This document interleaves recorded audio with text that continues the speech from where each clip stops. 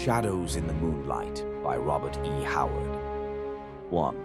A swift crashing of horses through the tall reeds, a heavy fall, a despairing cry. From the dying steed there staggered up its rider, a slender girl in sandals and girdled tunic. Her dark hair fell over her white shoulders, her eyes were those of a trapped animal. She did not look at the jungle of reeds that hemmed in the little clearing, nor at the blue waters that lapped the low shore behind her. Her wide-eyed gaze was fixed in agonized intensity on the horseman who pushed through the reedy screen and dismounted before her. He was a tall man, slender but hard as steel. From head to heel he was clad in light silvered mesh mail that fitted his supple form like a glove. From under the dome-shaped gold-chased helmet, his brown eyes regarded her mockingly. "Stand back," her voice shrilled with terror. "Touch me not, Shah Amurath, or I will throw myself into the water and drown." He laughed, and his laughter was like the purr of a sword sliding from a silken sheath. "No, you will not drown, Olivia, daughter of confusion, for the marge is too shallow, and I can catch you before you can reach the deeps. You gave me a merry chase by the gods, and all my men are far behind us. But there is no horse west of Vilayet that can distance Irem for long." He nodded at the tall, slender-legged desert stallion behind him. "Let me go," begged the girl, tears of despair staining her face. "Have I not suffered enough? Is there any humiliation, pain, or degradation you have not heaped on me? How long must my torment last? As long as I find pleasure in your whimperings, your pleas, tears, and writhings," he answered with a smile that would have seemed gentle to a stranger. "You are strangely virile, Olivia. I wonder if I shall ever weary of you, as I have always wearied of women before. You are ever fresh and unsullied, in spite of me. Each new day with you brings a new delight. But come, let us return to Akif, where the people are still feting the conqueror of the miserable Kozaki, while he, the conqueror, is engaged in recapturing a wretched fugitive, a foolish, lovely, idiotic runaway." "No," she recoiled, turning toward the waters lapping bluely among the reeds. "Yes." His flash of open anger was like a spark struck from flint. With a quickness her tender limbs could not approximate, he caught her wrist, twisting it in pure wanton cruelty, until she screamed and sank to her knees. "Slut! I should drag you back to Akif at my horse's tail, but I will be merciful and carry you on my saddle-bow, for which favor you shall humbly thank me while—" He released her with a startled oath and sprang back, his saber flashing out, as a terrible apparition burst from the reedy jungle, sounding an inarticulate cry of hate. Olivia, staring up from the ground, saw what she took to be either a savage or a madman advancing on Shah Amurath in an attitude of deadly menace. He was powerfully built, naked but for a girdled loincloth, which was stained with blood and crusted with dried mire. His black mane was matted with mud and clotted blood. There were streaks of dried blood on his chest and limbs, dried blood on the long, straight sword he gripped in his right hand. From under the tangle of his locks, bloodshot eyes glared like coals of blue fire. "You Hyrcanian dog," mouthed this apparition in a barbarous accent. "The devils of vengeance have brought you here." "Kozak," ejaculated Shah Amurath, recoiling. "I did not know a dog of you escaped. I thought you all lay stiff on the steppe by Ilbar's river." "All but me, damn you," cried the other. "Oh, I've dreamed of such a meeting as this, while I crawled on my belly through the brambles, or lay under rocks while the ants gnawed my flesh, or crouched in the mire up to my mouth. I dreamed, but never hoped it would come to pass. Oh, gods of hell, how I have yearned for this!" The stranger's bloodthirsty joy was terrible to behold. His jaws champed spasmodically, froth appeared on his blackened lips. "Keep back," ordered Shah Amurath, watching him narrowly. Ha! It was like the bark of a timber wolf. Shah Amurath, the great lord of Akif. Oh, damn you, how I love the sight of you. You who fed my comrades to the vultures, who tore them between wild horses, blinded and maimed and mutilated them. Aye, aye, you dog, you filthy dog. His voice rose to a maddened scream, and he charged. In spite of the terror of his wild appearance, Olivia looked to see him fall at the first crossing of the blades. Madman or savage, what could he do, naked against the mailed chief of Akif? There was an instant when the blades flamed and licked, seeming barely to touch each other and leap apart. Then the broadsword flashed past the saber and descended terrifically on Shah Amurath's shoulder. Olivia cried out at the fury of that stroke. Above the crunch of the rending mail, she distinctly heard the snap of the shoulder bone. The Hyrcanian reeled back, suddenly ashen, blood spurting over the links of his hauberk. His saber slipped from his nerveless fingers. "Quarter," he gasped. "Quarter." There was a quiver of frenzy in the stranger's voice. "Quarter such as you gave us, you swine." Olivia closed her eyes. This was no longer battle, but butchery, frantic, bloody, impelled by an hysteria of fury and hate, in which culminated the sufferings of battle, massacre, torture, and fear-ridden, thirst-maddened, hunger-haunted flight. Though Olivia knew that Shah Amurath deserved no mercy or pity from any living creature, yet she closed her eyes and pressed her hands over her ears, to shut out the sight of that dripping sword that rose and fell with the sound of a butcher's cleaver, and the gurgling cries that dwindled away and ceased. She opened her eyes to see the stranger turning away from a gory travesty that only vaguely resembled a human being. The man's breast heaved with exhaustion or passion. His brow was beaded with sweat. His right hand was splashed with blood. He did not speak to her or even glance toward her. She saw him stride through the reeds that grew at the water's edge, stoop and tug at something. A boat wallowed out of its hiding place among the stalks. Then she divined his intention and was galvanized into action. "Oh, wait!" she wailed, staggering up and running toward him. "Do not leave me. Take me with you." He wheeled and stared at her. There was a difference in his bearing. His bloodshot eyes were sane. It was as if the blood he had just shed had quenched the fire of his frenzy. "Who are you?" he demanded. "I am called Olivia." "I was his captive. I ran away. He followed me. That's why he came here. Oh, do not leave me here. His warriors are not far behind him. They will find his corpse. They will find me near it. Oh," she moaned in her terror and wrung her white hands. He stared at her in perplexity. "Would you be better off with me?" he demanded. "I am a barbarian, and I know from your looks that you fear me." "Yes, I fear you," she replied, too distracted to dissemble. "My flesh crawls at the horror of your aspect, but I fear the Hyrcanians more. Oh, let me go with you. They will put me to the torture if they find me beside their dead lord." "Come, then." He drew aside, and she stepped quickly into the boat, shrinking from contact with him. She seated herself in the bow, and he stepped into the boat, pushed off with an oar, and, using it as a paddle, worked his way tortuously among the tall stalks until they glided out into open water. Then he set to work with both oars, rowing with great, smooth, even strokes, the heavy muscles of arms and shoulders and back rippling in rhythm to his exertions. There was silence for some time, the girl crouching in the bows, the man tugging at the oars. She watched him with timorous fascination. It was evident that he was not an Hyrcanian, and he did not resemble the Hyborian races. There was a wolfish hardness about him that marked the barbarian. His features, allowing for the strains and stains of battle, and his hiding in the marshes, reflected that same untamed wildness. But they were neither evil nor degenerate. "Who are you?" she asked. "Shah Amurath called you a Kozak. Were you of that band?"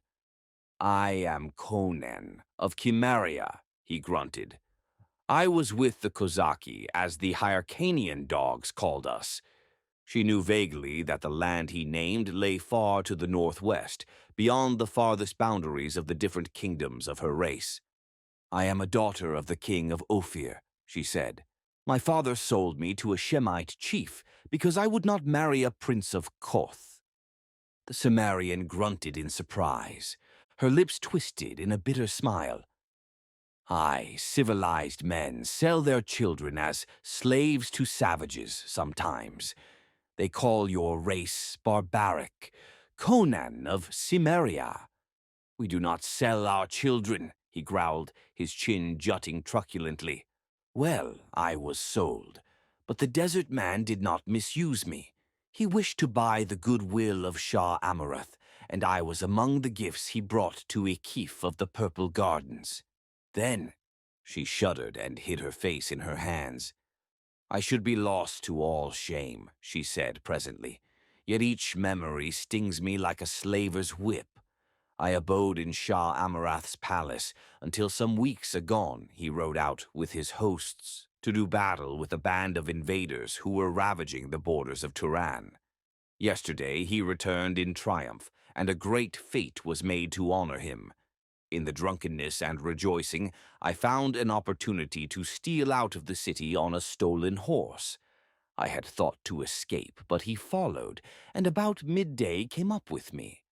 I outran his vassals, but him I could not escape. Then you came. I was lying hid in the reeds, grunted the barbarian. I was one of those dissolute rogues, the free companions, who burned and looted along the borders. There were 5,000 of us, from a score of races and tribes.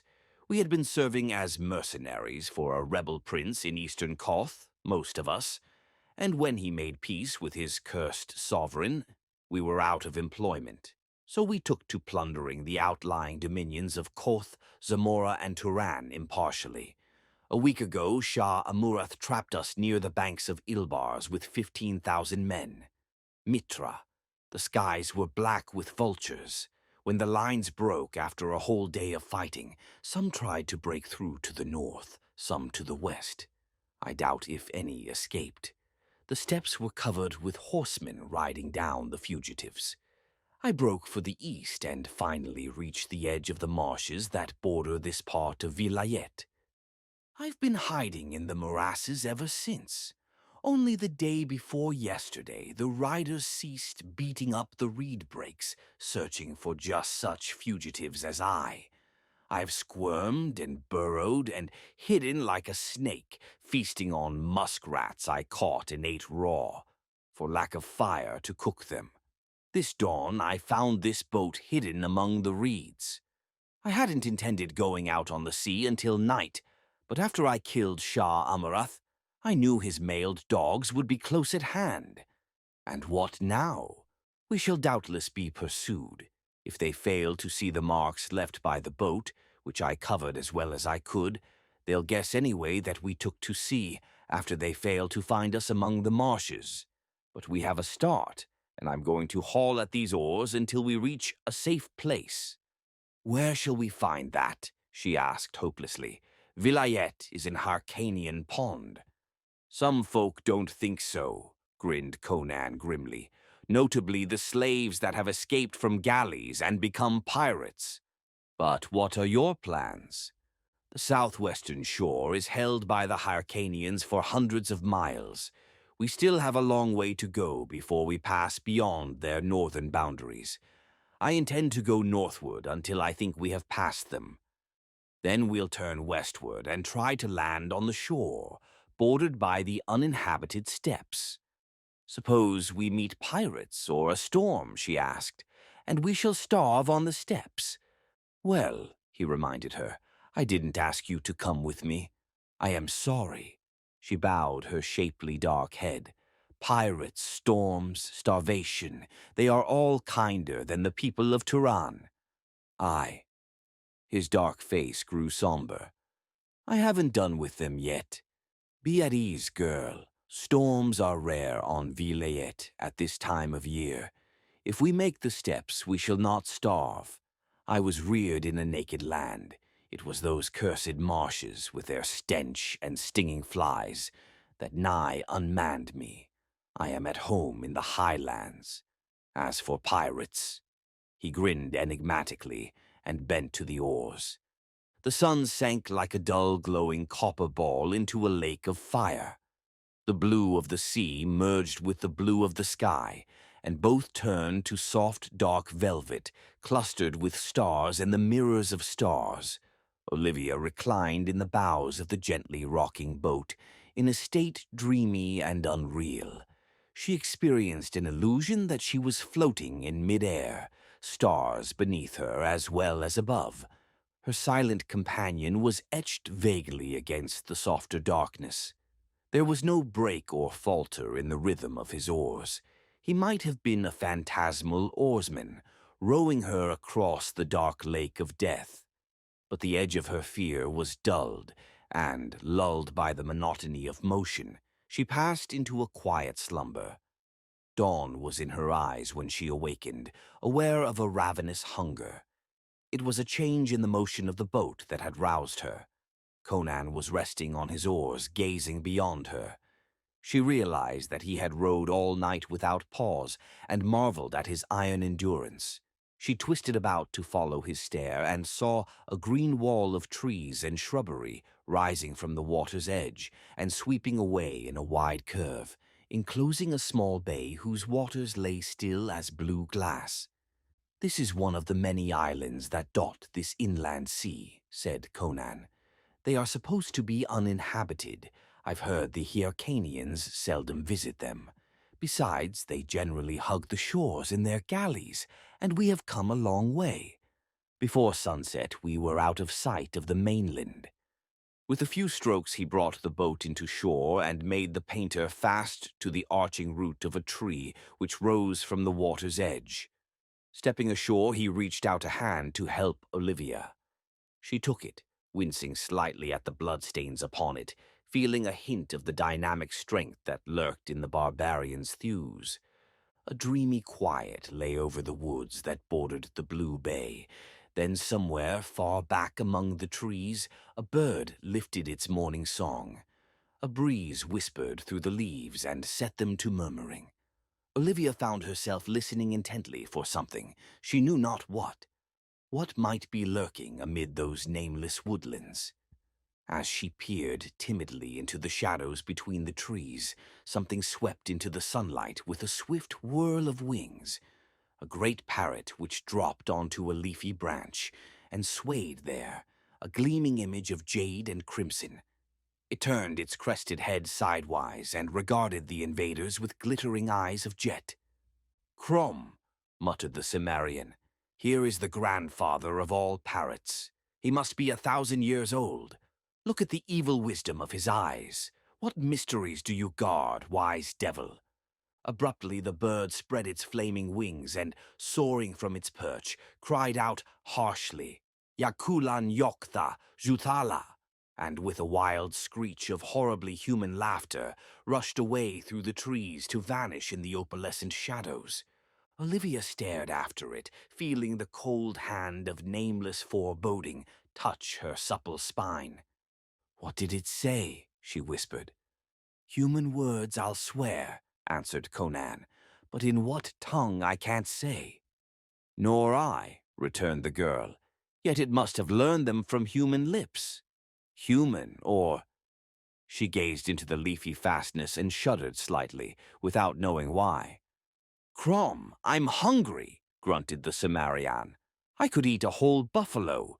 We'll look for fruit, but first I'm going to cleanse myself of this dried mud and blood. Hiding in marshes is foul business." So saying, he laid aside his sword and, wading out shoulder-deep into the blue water, went about his ablutions. When he emerged, his clean-cut bronze limbs shone, his streaming black mane was no longer matted, his blue eyes, though they smoldered with unquenchable fire, were no longer murky or bloodshot. But the tigerish suppleness of limb and the dangerous aspect of feature were not altered. Strapping on his sword once more, he motioned the girl to follow him, and they left the shore, passing under the leafy arches of the great branches. Underfoot lay a short green sward which cushioned their tread. Between the trunks of the trees they caught glimpses of fairy-like vistas. Presently Conan grunted in pleasure at the sight of golden and russet globes hanging in clusters among the leaves. Indicating that the girl should seat herself on a fallen tree, he filled her lap with the exotic delicacies, and then himself fell to with unconcealed gusto.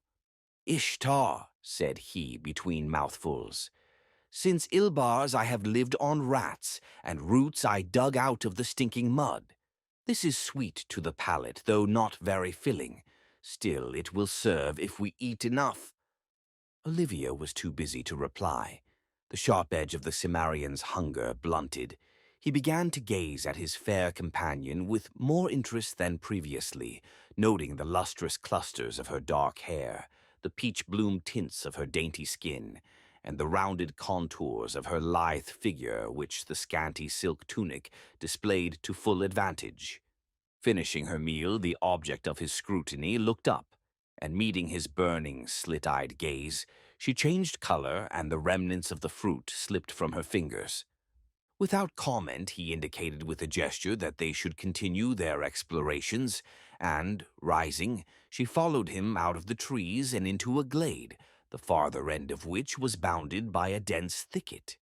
As they stepped into the open, there was a ripping crash in this thicket, and Conan, bounding aside and carrying the girl with him, narrowly saved them from something that rushed through the air and struck a tree trunk with a thunderous impact. Whipping out his sword, Conan bounded across the glade and plunged into the thicket. Silence ensued while Olivia crouched on the sward, terrified and bewildered. Presently Conan emerged, a puzzled scowl on his face. "Nothing in that thicket," he growled, "but there was something—" He studied the missile that had so narrowly missed them, and grunted incredulously as if unable to credit his own senses. It was a huge block of greenish stone, which lay on the sward at the foot of the tree whose wood its impact had splintered. "A strange stone to find on an uninhabited island," growled Conan. Olivia's lovely eyes dilated in wonder. The stone was a symmetrical block, indisputably cut and shaped by human hands, and it was astonishingly massive. The Cimmerian grasped it with both hands, and with legs braced and the muscles standing out on his arms and back in straining knots, he heaved it above his head and cast it from him, exerting every ounce of nerve and sinew. It fell a few feet in front of him. Conan swore. "No man living could throw that rock across this glade. It's a task for siege engines. Yet here there are no mangonels or ballistas." "Perhaps it was thrown by some such engine from afar," she suggested. He shook his head. "It didn't fall from above. It came from yonder thicket. See how the twigs are broken. It was thrown as a man might throw a pebble. But who? What? Come." She hesitantly followed him into the thicket. Inside the outer ring of leafy brush, the undergrowth was less dense. Utter silence brooded over all.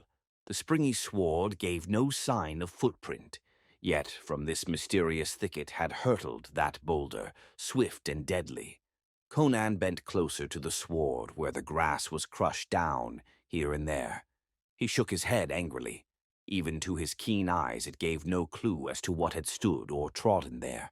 His gaze roved to the green roof above their heads, a solid ceiling of thick leaves and interwoven arches, and he froze suddenly. Then rising, sword in hand, he began to back away, thrusting Olivia behind him. "Out of here, quick!" he urged in a whisper that congealed the girl's blood. "What is it? What do you see?" "Nothing," he answered guardedly, not halting his wary retreat. "But what is it then? What lurks in this thicket?"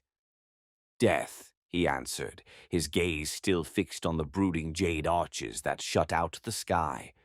Once out of the thicket, he took her hand and led her swiftly through the thinning trees until they mounted a grassy slope, sparsely treed, and emerged upon a low plateau, where the grass grew taller and the trees were few and scattered. And in the midst of that plateau rose a long, broad structure of crumbling greenish stone. They gazed in wonder. No legends named such a building on any island of Vilayet. They approached it warily, seeing that moss and lichen crawled over the stones, and the broken roof gaped to the sky. On all sides lay bits and shards of masonry, half hidden in the waving grass, giving the impression that once many buildings rose there, perhaps a whole town. But now only the long hall-like structure rose against the sky, and its walls leaned drunkenly among the crawling vines. Whatever doors had once guarded its portals had long rotted away.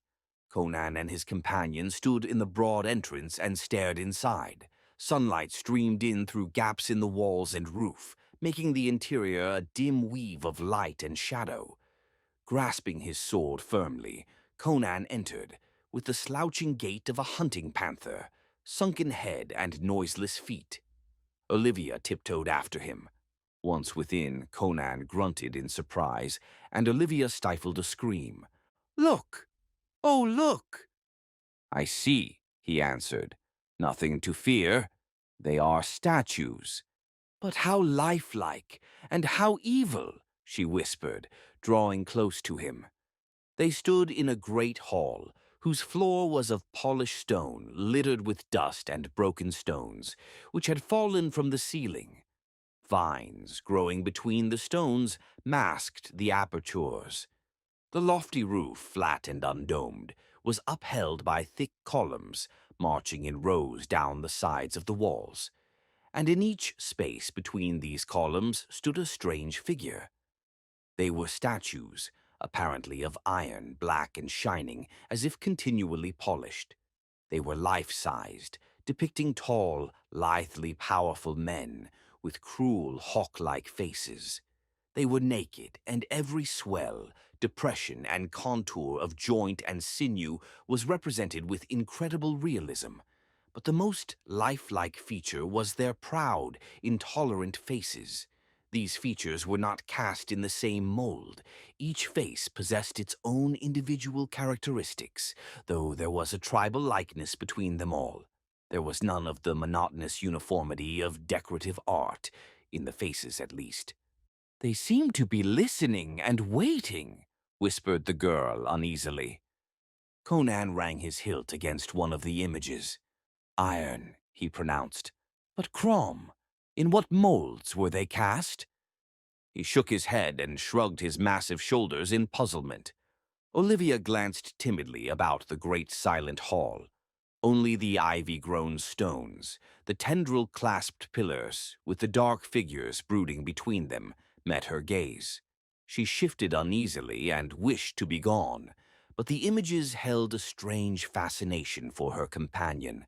He examined them in detail and, barbarian-like, tried to break off their limbs, but their material resisted his best efforts. He could neither disfigure nor dislodge from its niche a single image. At last he desisted, swearing in his wonder. "What manner of men were these copied from?" he inquired of the world at large. "These figures are black, yet they are not like Negroes. I have never seen their like. Let us go into the sunlight," urged Olivia, and he nodded with a baffled glance at the brooding shapes along the walls. So they passed out of the dusky hall into the clear blaze of the summer sun. She was surprised to note its position in the sky. They had spent more time in the ruins than she had guessed. "Let us take to the boat again," she suggested. "I am afraid here. It is a strange, evil place. We do not know when we may be attacked by whatever cast the rock."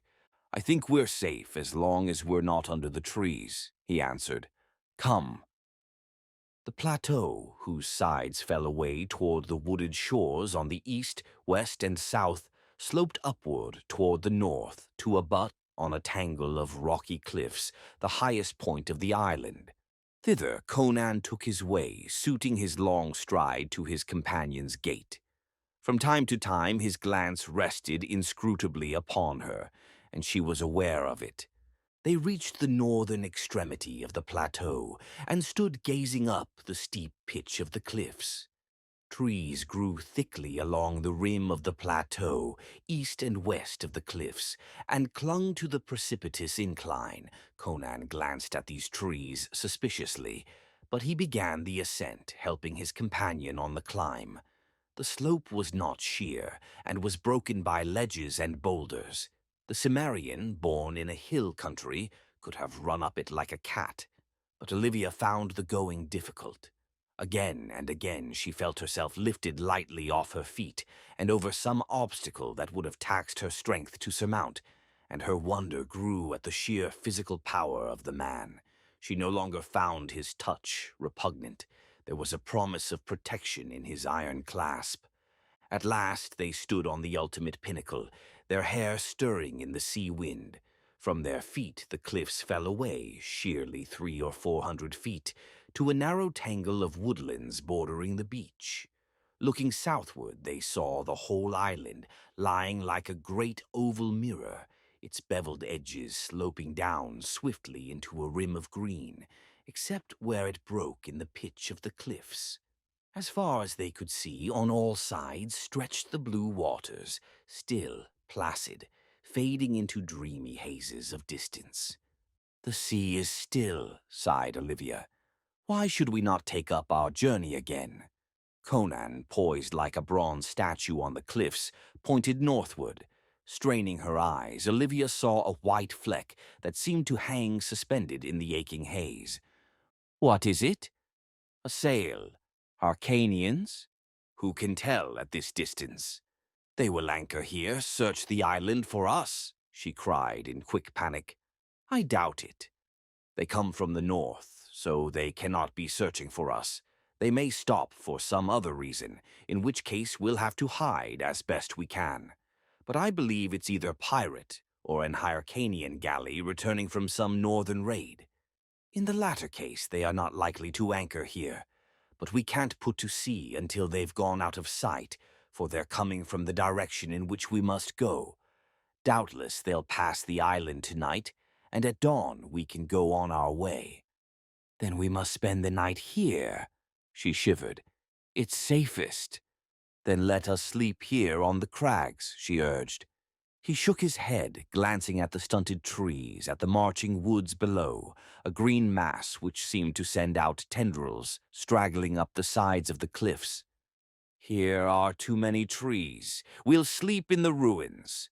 She cried out in protest. "Nothing will harm you there," he soothed. "Whatever threw the stone at us did not follow us out of the woods.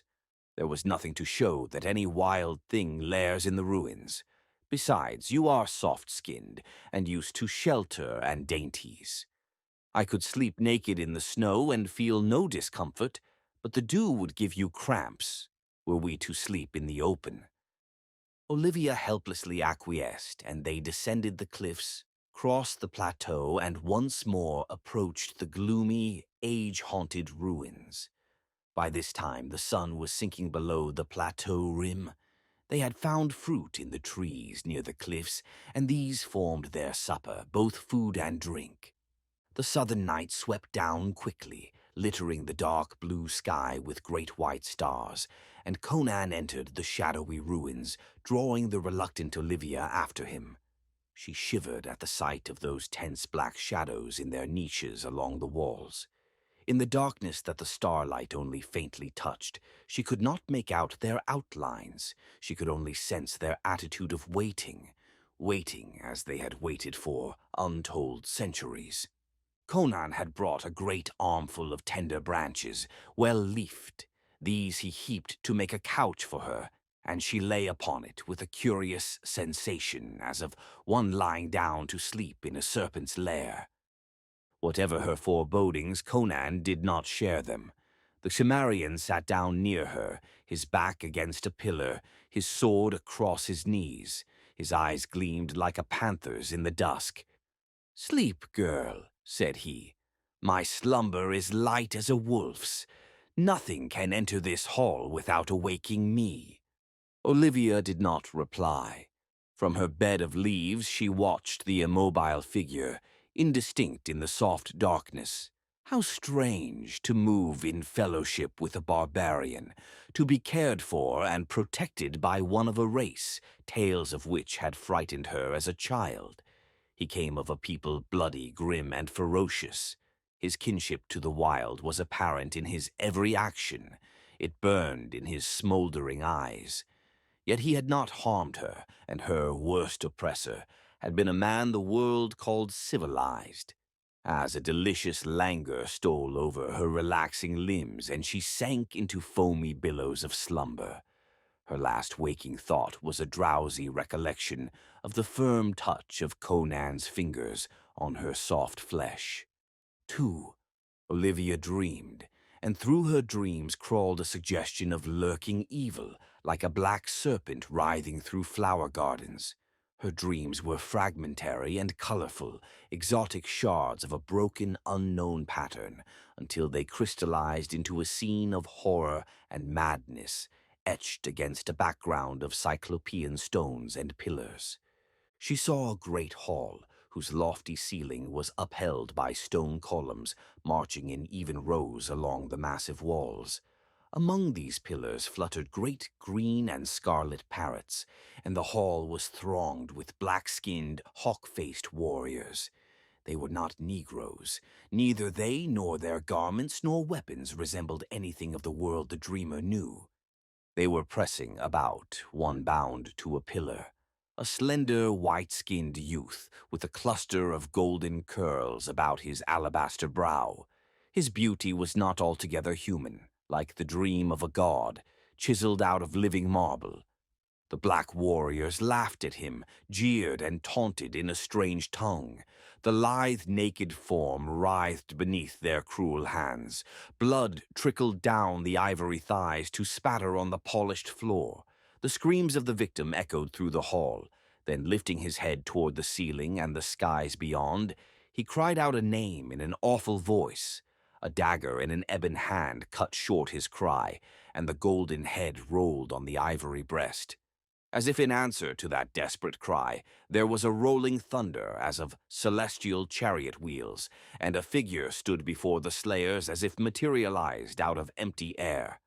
The form was of a man, but no mortal man ever wore such an aspect of inhuman beauty. There was an unmistakable resemblance between him and the youth who dropped lifeless in his chains, but the alloy of humanity that softened the godliness of the youth was lacking in the features of the stranger, awful and immobile in their beauty. The blacks shrank back before him, their eyes slits of fire. Lifting a hand, he spoke, and his tones echoed through the silent halls in deep, rich waves of sound. Like men in a trance, the black warriors fell back until they were ranged along the walls in regular lines. Then from the stranger's chiseled lips rang a terrible invocation and command, Yagkulan Yoktha Shuthala. At the blast of that awful cry, the black figures stiffened and froze. Over their limbs crept a curious rigidity, an unnatural petrification. The stranger touched the limp body of the youth, and the chains fell away from it. He lifted the corpse in his arms. Then, ere he turned away, his tranquil gaze swept again over the silent rows of ebony figures, and he pointed to the moon, which gleamed in through the casements. And they understood, those tense, waiting statues that had been men. Olivia awoke, starting up on her couch of branches, a cold sweat beading her skin. Her heart pounded loud in the silence. She glanced wildly about. Conan slept against his pillar, his head fallen upon his massive breast. The silvery radiance of the late moon crept through the gaping roof, throwing long white lines along the dusty floor. She could see the images dimly, black, tense, waiting. Fighting down a rising hysteria, she saw the moonbeams rest lightly on the pillars and the shapes between. What was that? A tremor among the shadows where the moonlight fell.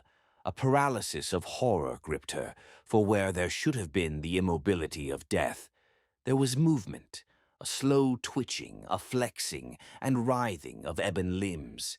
An awful scream burst from her lips as she broke the bonds that held her mute and motionless. At her shriek, Conan shot erect, teeth gleaming, sword lifted. "The statues! The statues! Oh my God! The statues are coming to life!" And with the cry, she sprang through a crevice in the wall, burst madly through the hindering vines, and ran, blind, screaming, witless, until a grasp on her arm brought her up short, and she shrieked and fought against the arms that caught her, until a familiar voice penetrated the mists of her terror, and she saw Conan's face, a mask of bewilderment in the moonlight. "What in Crom's name, girl? Did you have a nightmare?" His voice sounded strange and far away. With a sobbing gasp, she threw her arms about his thick neck and clung to him convulsively, crying in panting catches. "Where are they? Did they follow us?" "Nobody followed us," he answered. She sat up, still clinging to him, and looked fearfully about. Her blind flight had carried her to the southern edge of the plateau. Just below them was the slope, its foot masked in the thick shadows of the woods. Behind them, she saw the ruins looming in the high swinging moon. Did you not see them? The statues moving, lifting their hands, their eyes glaring in the shadows. "I saw nothing," answered the barbarian uneasily. "I slept more soundly than usual, because it has been so long since I have slumbered the night through. Yet I don't think anything could have entered the hall without waking me." Nothing entered. A laugh of hysteria escaped her. It was something there already. "Ah, Mitra, we lay down to sleep among them, like sheep making their bed in the shambles." "What are you talking about?" he demanded. "I woke at your cry, but before I had time to look about me, I saw you rush out through the crack in the wall. I pursued you, lest you come to harm. I thought you had a nightmare." "So I did," she shivered. "But the reality was more grisly than the dream. Listen." And she narrated all that she had dreamed and thought to see. Conan listened attentively. The natural skepticism of the sophisticated man was not his. His mythology contained ghouls, goblins, and necromancers. After she had finished, he sat silent, absently toying with his sword. "The youth they tortured was like the tall man who came?" he asked at last. "As like as son to father," she answered, and hesitantly, if the mind could conceive of the offspring of a union of divinity with humanity, it would picture that youth. The gods of old times mated sometimes with mortal women, our legends tell us. "What gods?" he muttered. "The nameless, forgotten ones. Who knows? They have gone back into the still waters of the lakes, the quiet hearts of the hills, the gulfs beyond the stars. Gods are no more stable than men. But if these shapes were men, blasted into iron images by some god or devil, how can they come to life?" "There is witchcraft in the moon," she shuddered. He pointed at the moon. "While the moon shines on them, they live, so I believe." "But we were not pursued," muttered Conan, glancing toward the brooding ruins. "You might have dreamed they moved. I am of a mind to return and see." "No, no," she cried, clutching him desperately. "Perhaps the spell upon them holds them in the hall. Do not go back. They will rend you limb from limb. Oh, Conan, let us go into our boat and flee this awful island. Surely the Hyrcanian ship has passed us now. Let us go." So frantic was her pleading that Conan was impressed. His curiosity in regard to the images was balanced by his superstition. Foes of flesh and blood he did not fear, however great the odds. But any hint of the supernatural roused all the dim, monstrous instincts of fear that are the heritage of the barbarian. He took the girl's hand and they went down the slope and plunged into the dense woods, where the leaves whispered and nameless night birds murmured drowsily. Under the trees, the shadows clustered thick, and Conan swerved to avoid the denser patches. His eyes roved continuously from side to side, and often flitted into the branches above them. He went quickly, yet warily, his arm girdling the girl's waist so strongly that she felt as if she were being carried rather than guided. Neither spoke. The only sound was the girl's quick, nervous panting, the rustle of her small feet in the grass. So they came through the trees to the edge of the water, shimmering like molten silver in the moonlight. "We should have brought fruit for food," muttered Conan, "but doubtless we'll find other islands. As well leave now as later. It's but a few hours till dawn." His voice trailed away. The painter was still made fast to the looping root, but at the other end was only a smashed and shattered ruin, half submerged in the shallow water. A stifled cry escaped Olivia. Conan wheeled and faced the dense shadows, a crouching image of menace. The noise of the night birds was suddenly silent. A brooding stillness reigned over the woods. No breeze moved the branches, yet somewhere the leaves stirred faintly. Quick as a great cat, Conan caught up Olivia and ran. Through the shadows, he raced like a phantom, while somewhere above and behind them sounded a curious rushing among the leaves that implacably drew closer and closer. Then the moonlight burst full upon their faces, and they were speeding up the slope of the plateau. At the crest, Conan laid Olivia down and turned to glare back at the gulf of shadows they had just quitted. The leaves shook in a sudden breeze. That was all. He shook his mane with an angry growl. Olivia crept to his feet like a frightened child. Her eyes looked up at him, dark wells of horror. "What are we to do, Conan?" she whispered. He looked at the ruins, stared again into the woods below. "We'll go to the cliffs," he declared, lifting her to her feet. "Tomorrow I'll make a raft, and we'll trust our luck to the sea again. It was not they that destroyed our boat." It was half question, half assertion. He shook his head, grimly taciturn. Every step of the way across that moon-haunted plateau was a sweating terror for Olivia.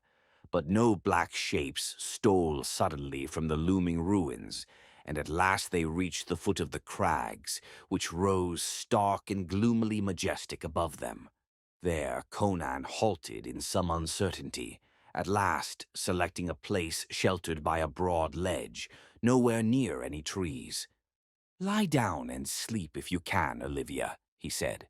"I'll keep watch."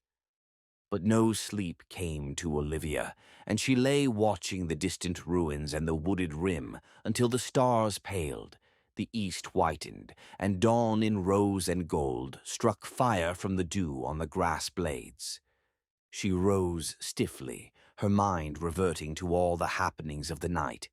In the morning light, some of its terrors seemed like figments of an overwrought imagination. Conan strode over to her, and his words electrified her. "Just before dawn I heard the creak of timbers and the rasp and clack of cordage and oars. A ship has put in and anchored at the beach not far away. Probably the ship whose sail we saw yesterday. We'll go up the cliffs and spy on her." Up they went, and lying on their bellies among the boulders, saw a painted mast jutting up beyond the trees to the west. "An Hyrcanian craft from the cut of her rigging," muttered Conan. "I wonder if the crew—" A distant medley of voices reached their ears, and creeping to the southern edge of the cliffs, they saw a motley horde emerge from the fringe of trees along the western rim of the plateau, and stand there a space in debate. There was much flourishing of arms, brandishing of swords, and loud, rough argument. Then the whole band started across the plateau toward the ruins, at a slant that would take them close by the foot of the cliffs. "Pirates," whispered Conan, a grim smile on his thin lips. "It's an Hyrcanian galley they've captured. Here, crawl among these rocks." "Don't show yourself unless I call to you," he instructed, having secreted her to his satisfaction among a tangle of boulders along the crest of the cliffs. I'm going to meet these dogs. If I succeed in my plan, all will be well, and we'll sail away with them. If I don't succeed, well, hide yourself in the rocks until they're gone, for no devils on this island are as cruel as these sea-wolves." And tearing himself from her reluctant grasp, he swung quickly down the cliffs. Looking fearfully from her eyrie, Olivia saw the band had neared the foot of the cliffs. Even as she looked, Conan stepped out from among the boulders and faced them, sword in hand. They gave back with yells of menace and surprise, then halted uncertainly to glare at this figure which had appeared so suddenly from the rocks. There were some 70 of them, a wild horde made up of men from many nations: Kothians, Zamorians, Brythunians, Corinthians, Shemites. Their features reflected the wildness of their natures. Many bore the scars of the lash or the branding iron. There were cropped ears, slit noses, gaping eye sockets, stumps of wrists, marks of the hangman, as well as scars of battle. Most of them were half naked, but the garments they wore were fine. Gold-braided jackets, satin girdles, silken breeches tattered, stained with tar and blood, vied with pieces of silver-chased armor. Jewels glittered in nose rings and earrings, and in the hilts of their daggers. Over against this bizarre mob stood the tall Cimmerian, in strong contrast with his hard, bronzed limbs and clean-cut vital features. "Who are you?" they roared. "Conan the Cimmerian." His voice was like the deep challenge of a lion. "One of the free companions. I mean to try my luck with the Red Brotherhood. Who's your chief?" "I by Ishtar," bellowed a bull-like voice, as a huge figure swaggered forward. A giant, naked to the waist, where his capacious belly was girdled by a wide sash that upheld voluminous silken pantaloons. His head was shaven except for a scalp lock. His mustaches dropped over a rat-trap mouth. Green Shemitish slippers with upturned toes were on his feet, a long straight sword in his hand. Conan stared and glared. "Sergius of Crotia by Crom. I by Ishtar," boomed the giant, his small black eyes glittering with hate. "Did you think I had forgot? Ha! Sergius never forgets an enemy. Now I'll hang you up by the heels and skin you alive. At him, lads." "Aye, send your dogs at me, big belly," sneered Conan with bitter scorn. "You were always a coward, you Kothic cur." "Coward? To me?" The broad face turned black with passion. "On guard, you northern dog! I'll cut out your heart!" In an instant the pirates had formed a circle about the rivals, their eyes blazing, their breath sucking between their teeth in bloodthirsty enjoyment. High up among the crags, Olivia watched, sinking her nails into her palms in her painful excitement. Without formality, the combatants engaged, Sergius coming in with a rush, quick on his feet as a giant cat for all his bulk. Curses hissed between his clenched teeth as he lustily swung and parried. Conan fought in silence, his eyes slits of blue balefire. The Kothian ceased his oaths to save his breath. The only sounds were the quick scuff of feet on the sward, the panting of the pirate, the ring and clash of steel. The swords flashed like white fire in the early sun, wheeling and circling. They seemed to recoil from each other's contact, then leap together again instantly. Sergius was giving back. Only his superlative skill had saved him thus far from the blinding speed of the Cimmerian's onslaught. A louder clash of steel, a sliding rasp, a choking cry. From the pirate horde, a fierce yell split the morning as Conan's sword plunged through their captain's massive body. The point quivered an instant from between Sergius's shoulders, a hand's breadth of white fire in the sunlight. Then the Cimmerian wrenched back his steel, and the pirate chief fell heavily, face down, and lay in a widening pool of blood, his broad hands twitching for an instant. Conan wheeled toward the gaping corsairs. "Well, you dogs," he roared, "I've sent your chief to hell. What says the law of the Red Brotherhood?"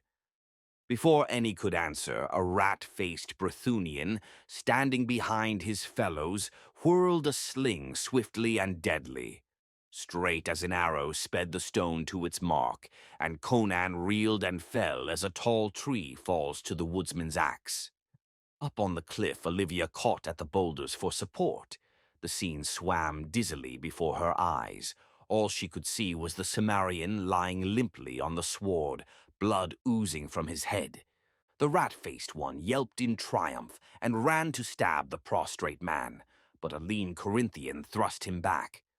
"What, Aratos? Would you break the law of the Brotherhood, you dog?" "No law is broken," snarled the Brythunian. "No law? Why, you dog, this man you have just struck down is by just rights our captain." "Nay," shouted Aratus, "he was not of our band, but an outsider. He had not been admitted to fellowship. Slaying Sergius does not make him captain, as would have been the case had one of us killed him." "But he wished to join us," retorted the Corinthian. "He said so." At that a great clamor arose, some siding with Aratus, some with the Corinthian, whom they called Ivanos. Oaths flew thick, challenges were passed, hands fumbled at sword hilts. At last a Shemite spoke up above the clamor. "Why do you argue over a dead man?" "He's not dead," answered the Corinthian, rising from beside the prostrate Cimmerian. "It was a glancing blow. He's only stunned." At that the clamor rose anew, Aratus trying to get at the senseless man and Ivanos finally bestriding him, sword in hand, and defying all and sundry. Olivia sensed that it was not so much in defense of Conan that the Corinthian took his stand, but in opposition to Aratus. Evidently, these men had been Sergius's lieutenants, and there was no love lost between them. After more arguments, it was decided to bind Conan and take him along with them, his fate to be voted on later. The Cimmerian, who was beginning to regain consciousness, was bound with leather girdles, and then 4 pirates lifted him, and with many complaints and curses, carried him along with the band, which took up its journey across the plateau once more. The body of Sergius was left where it had fallen, a sprawling, unlovely shape on the sun-washed sward. Up among the rocks, Olivia lay stunned by the disaster. She was incapable of speech or action, and could only lie there and stare with horrified eyes as the brutal horde dragged her protector away. How long she lay there, she did not know. Across the plateau, she saw the pirates reach the ruins and enter, dragging their captive. She saw them swarming in and out of the doors and crevices, prodding into the heaps of debris, and clambering about the walls. After a while, a score of them came back across the plateau and vanished among the trees on the western rim, dragging the body of Sergius after them, presumably to cast into the sea. About the ruins, the others were cutting down trees and securing material for a fire. Olivia heard their shouts unintelligible in the distance, and she heard the voices of those who had gone into the woods, echoing among the trees. Presently they came back into sight, bearing casks of liquor and leathern sacks of food. They headed for the ruins, cursing lustily under their burdens. Of all this Olivia was but mechanically cognizant. Her overwrought brain was almost ready to collapse. Left alone and unprotected, she realized how much the protection of the Cimmerian had meant to her. There intruded vaguely a wonderment at the mad pranks of fate that could make the daughter of a king the companion of a red-handed barbarian. With it came a revulsion toward her own kind, her father and Shah Amurath. They were civilized men, and from them she had had only suffering. She had never encountered any civilized man who treated her with kindness unless there was an ulterior motive behind his actions. Conan had shielded her, protected her, and, so far, demanded nothing in return. Laying her head in her rounded arms, she wept, until distant shouts of ribald revelry roused her to her own danger. She glanced from the dark ruins about which the fantastic figures, small in the distance, weaved and staggered, to the dusky depths of the green forest. Even if her terrors in the ruins the night before had been only dreams, the menace that lurked in those green leafy depths below was no figment of nightmare. Were Conan slain or carried away captive, her only choice would lie between giving herself up to the human wolves of the sea or remaining alone on that devil-haunted island. As the full horror of her situation swept over her, she fell forward in a swoon. 3. The sun was hanging low when Olivia regained her senses. A faint wind wafted to her ears, distant shouts and snatches of ribald song. Rising cautiously, she looked out across the plateau. She saw the pirates clustered about a great fire outside the ruins, and her heart leaped as a group emerged from the interior, dragging some object she knew was Conan. They propped him against the wall, still evidently bound fast, and there ensued a long discussion, with much brandishing of weapons. At last they dragged him back into the hall and took up anew the business of ale-guzzling. Olivia sighed. At least she knew that the Cimmerians still lived. Fresh determination steeled her. As soon as night fell, she would steal to those grim ruins and free him, or be taken herself in the attempt. And she knew it was not selfish interest alone which prompted her decision. With this in mind, she ventured to creep from her refuge to pluck and eat nuts which grew sparsely near at hand. She had not eaten since the day before. It was while so occupied that she was troubled by a sensation of being watched. She scanned the rocks nervously, then, with a shuddering suspicion, crept to the north edge of the cliff and gazed down into the waving green mass below, already dusky with the sunset. She saw nothing. It was impossible that she could be seen when not on the cliff's edge by anything lurking in those woods. Yet she distinctly felt the glare of hidden eyes, and felt that something animate and sentient was aware of her presence and her hiding place. Stealing back to her rocky eyrie, she lay watching the distant ruins until the dusk of night masked them, and she marked their position by the flickering flames about which black figures leaped and cavorted groggily. Then she rose. It was time to make her attempt. But first she stole back to the northern edge of the cliffs and looked down into the woods that bordered the beach. And as she strained her eyes in the dim starlight, she stiffened, and an icy hand touched her heart. Far below her, something moved. It was as if a black shadow detached itself from the gulf of shadows below her. It moved slowly up the sheer face of the cliff, a vague bulk, shapeless in the semi-darkness. Panic caught Olivia by the throat, and she struggled with the scream that tugged at her lips. Turning, she fled down the southern slope. That flight down the shadowed cliffs was a nightmare in which she slid and scrambled, catching at jagged rocks with cold fingers. As she tore her tender skin and bruised her soft limbs on the rugged boulders over which Conan had so lightly lifted her, she realized again her dependence on the iron-thewed barbarian. But this thought was but one in a fluttering maelstrom of dizzy fright. The descent seemed endless, but at last her feet struck the grassy levels, and in a very frenzy of eagerness she sped away toward the fire that burned like the red heart of night. Behind her, as she fled, she heard a shower of stones rattle down the steep slope, and the sound lent wings to her heels. What grisly climber dislodged those stones she dared not try to think. Strenuous physical action dissipated her blind terror somewhat, and before she had reached the ruin, her mind was clear, her reasoning faculties alert, though her limbs trembled from her efforts. She dropped to the sward and wriggled along on her belly until, from behind a small tree that had escaped the axes of the pirates, she watched her enemies.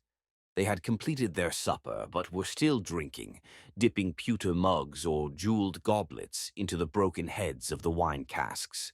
Some were already snoring drunkenly on the grass, while others had staggered into the ruins. Of Conan she saw nothing. She lay there while the dew formed on the grass about her and the leaves overhead, and the men about the fire cursed, gambled, and argued. There were only a few about the fire. Most of them had gone into the ruins to sleep. She lay watching them, her nerves taut with the strain of waiting, the flesh crawling between her shoulders at the thought of what might be watching her in turn, of what might be stealing up behind her. Time dragged on leaden feet. One by one the revelers sank down in drunken slumber, until all were stretched senseless beside the dying fire. Olivia hesitated, then was galvanized by a distant glow rising through the trees. The moon was rising. With a gasp, she rose and hurried toward the ruins. Her flesh crawled as she tiptoed among the drunken shapes that sprawled beside the gaping portal. Inside were many more. They shifted and mumbled in their besotted dreams, but none awakened as she glided among them. A sob of joy rose to her lips as she saw Conan. The Cimmerian was wide awake, bound upright to a pillar, his eyes gleaming in the faint reflection of the waning fire outside. Picking her way among the sleepers, she approached him. Lightly as she had come, he had heard her, had seen her when first framed in the portal. A faint grin touched his hard lips. She reached him and clung to him an instant. He felt the quick beating of her heart against his breast. Through a broad crevice in the wall stole a beam of moonlight, and the air was instantly supercharged with subtle tension. Conan felt it and stiffened. Olivia felt it and gasped. The sleeper snored on. Bending quickly, she drew a dagger from its senseless owner's belt and set to work on Conan's bonds. They were sail cords, thick and heavy, and tied with the craft of a sailor. She toiled desperately, while the tide of moonlight crept slowly across the floor toward the feet of the crouching black figures between the pillars. Her breath came in gasps. Conan's wrists were free, but his elbows and legs were still bound fast. She glanced fleetingly at the figures along the walls, waiting, waiting. They seemed to watch her with the awful patience of the undead. The drunkards beneath her feet began to stir and groan in their sleep. The moonlight crept down the hall, touching the black feet. The cords fell from Conan's arms, and, taking the dagger from her, he ripped the bonds from his legs with a single quick slash. He stepped out from the pillar, flexing his limbs, stoically enduring the agony of returning circulation. Olivia crouched against him, shaking like a leaf. Was it some trick of the moonlight that touched the eyes of the black figures with fire, so that they glimmered redly in the shadows? Conan moved with the abruptness of a jungle cat. Catching up his sword from where it lay in a stack of weapons nearby, he lifted Olivia lightly from her feet and glided through an opening that gaped in the ivy-grown wall. No word passed between them. Lifting her in his arms, he set off swiftly across the moon-bathed sward, her arms about his iron neck. The Ophirian closed her eyes, cradling her dark, curly head against his massive shoulder. A delicious sense of security stole over her. In spite of his burden, the Cimmerian crossed the plateau swiftly, and Olivia, opening her eyes, saw that they were passing under the shadow of the cliffs. "Something climbed the cliffs," she whispered. "I heard it scrambling behind me as I came down."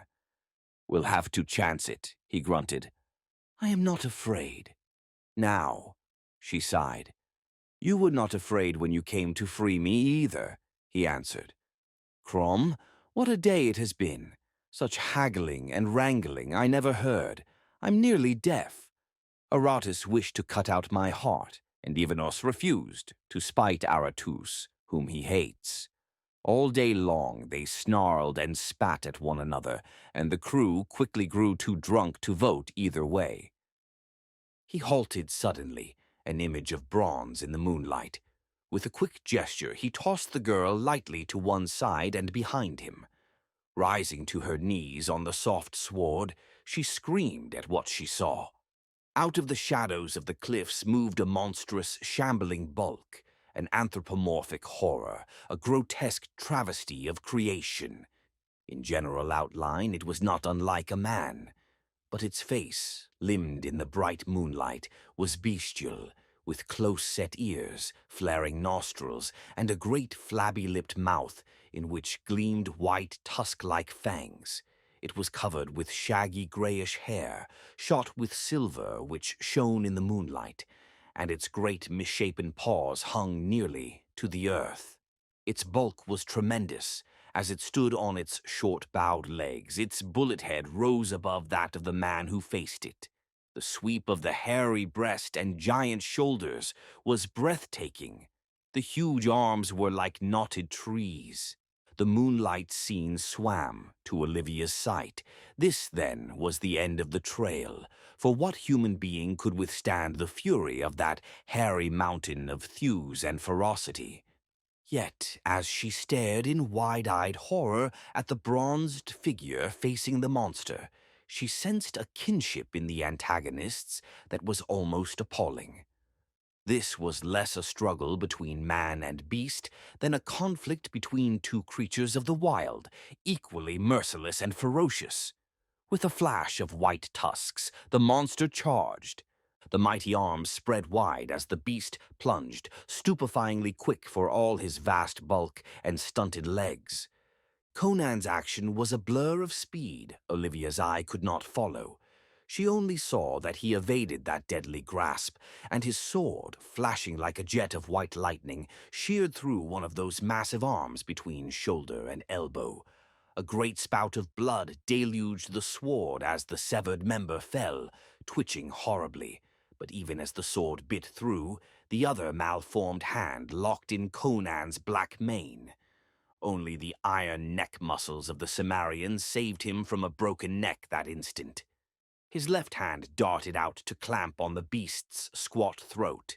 His left knee was jammed hard against the brute's hairy belly. Then began a terrific struggle, which lasted only seconds, but which seemed like ages to the paralyzed girl. The ape maintained his grasp in Conan's hair, dragging him toward the tusks that glistened in the moonlight. The Cimmerian resisted this effort with his left arm rigid as iron, while the sword in his right hand, wielded like a butcher knife, sank again and again into the groin, breast, and belly of his captor. The beast took its punishment in awful silence, apparently unweakened by the blood that gushed from its ghastly wounds. Swiftly, the terrible strength of the anthropoid overcame the leverage of braced arm and knee. Inexorably, Conan's arm bent under the strain. Nearer and nearer he was drawn to the slavering jaws that gaped for his life. Now the blazing eyes of the barbarian glared into the bloodshot eyes of the ape. But as Conan tugged vainly at his sword, wedged deep in the hairy body, the frothing jaws snapped spasmodically shut, an inch from the Cimmerian's face, and he was hurled to the sward by the dying convulsions of the monster. Olivia, half fainting, saw the ape heaving, thrashing, and writhing, gripping, man-like, the hilt that jutted from its body. A sickening instant of this, then the great bulk quivered and lay still. Conan rose and limped over to the corpse. The Cimmerian breathed heavily and walked like a man whose joints and muscles have been wrenched and twisted, almost to their limit of endurance. He felt his bloody scalp and swore at the sight of the long, black, red-stained strands still grasped in the monster's shaggy hand. "Crom," he panted, "I feel as if I'd been racked. I'd rather fight a dozen men. Another instant and he'd have bitten off my head. Blast him, he's torn a handful of my hair out by the roots." Gripping his hilt with both hands, he tugged and worked it free. Olivia stole close to clasp his arm and stare down wide-eyed at the sprawling monster. What is it?" she whispered. "A gray man-ape," he grunted. "Dumb and man-eating. They dwell in the hills that border the eastern shore of this sea. How this one got to this island, I can't say. Maybe he floated here on driftwood, blown out from the mainland in a storm." "And it was he that threw the stone?" "Yes. I suspected what it was when we stood in the thicket, and I saw the boughs bending over our heads. These creatures always lurk in the deepest woods they can find, and seldom emerge. What brought him into the open I can't say, but it was lucky for us. I'd have had no chance with him among the trees. It followed me, she shivered. I saw it climbing the cliffs. And following his instinct, he lurked in the shadow of the cliff instead of following you out across the plateau. His kind are creatures of darkness and the silent places, haters of sun and moon. Do you suppose there are others? No, else the pirates had been attacked when they went through the woods. The gray ape is wary for all his strength, as shown by his hesitancy in falling upon us in the thicket. His lust for you must have been great to have driven him to attack us finally in the open. What? He started and wheeled back toward the way they had come. The night had been split by an awful scream. It came from the ruins.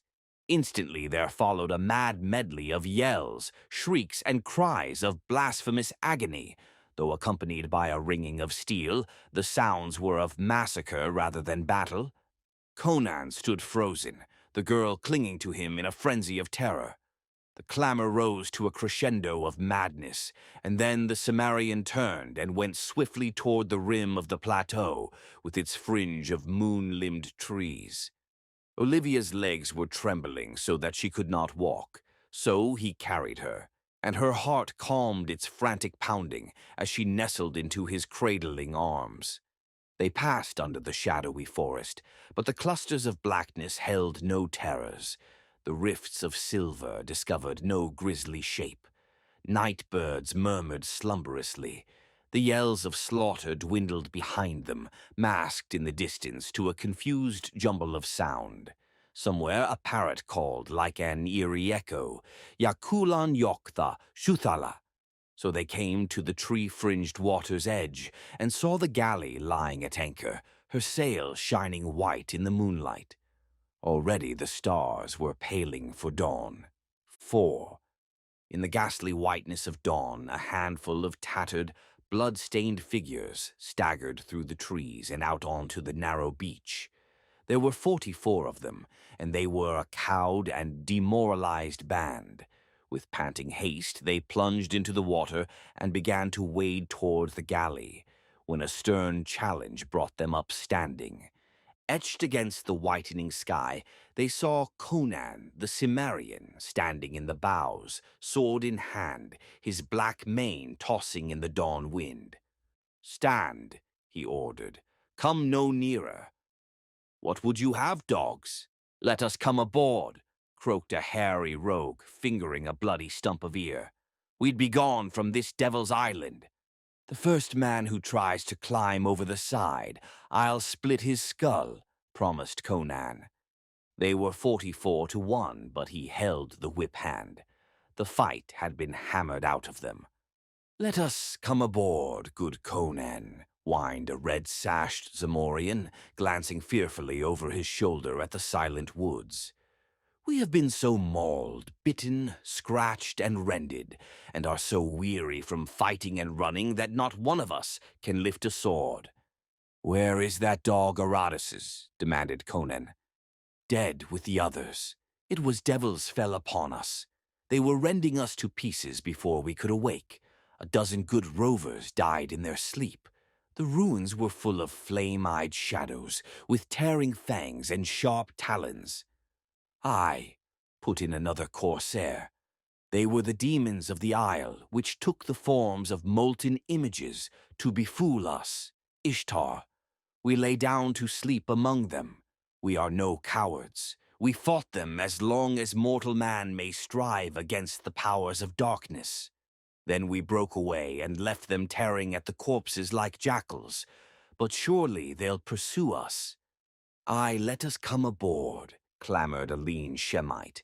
"Let us come in peace, or we must come sword in hand.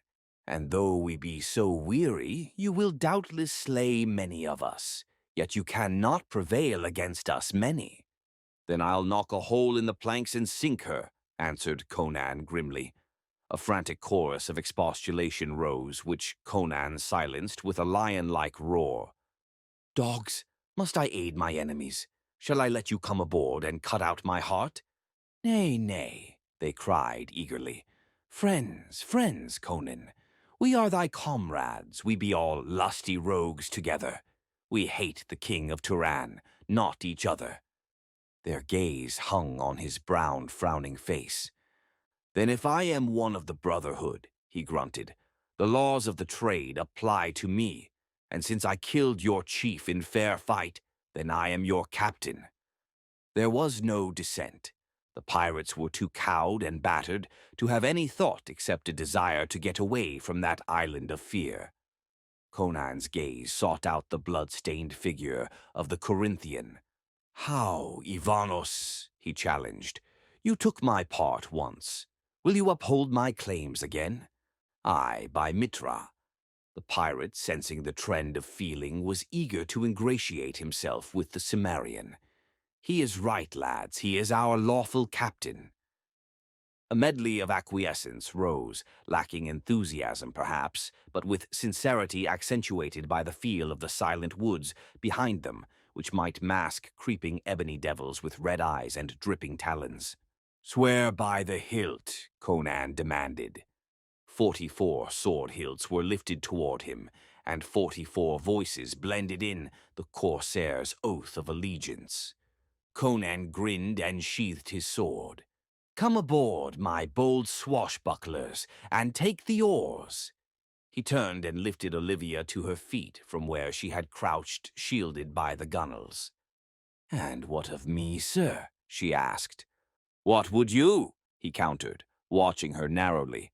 "To go with you wherever your path may lie," she cried, throwing her white arms about his bronzed neck. The pirates, clambering over the rail, gasped in amazement. "To sail a road of blood and slaughter?" he questioned. "This keel will stain the blue waves crimson wherever it plows." "Aye, to sail with you on blue seas or red," she answered passionately. "You are a barbarian, and I am an outcast, denied by my people. We are both pariahs, wanderers of earth. Oh, take me with you." With a gusty laugh, he lifted her to his fierce lips. "I'll make you queen of the blue sea. Cast off there, dogs. We'll scorch King Yildiz's pantaloons yet, by Crom."